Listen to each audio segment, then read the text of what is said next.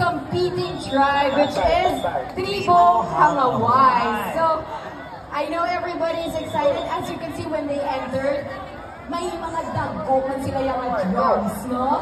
They actually have their drums set up this year ang kasama sa gina-look forward, mga highlight sa mga tribo. May mga second, ano na,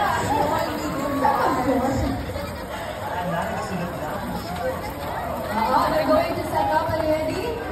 So, balantayan na ang ilang performance for Tribo Hangaway. Excited naman to see what will happen. Ano man ay exactly. Ano man pasabog for this tribe.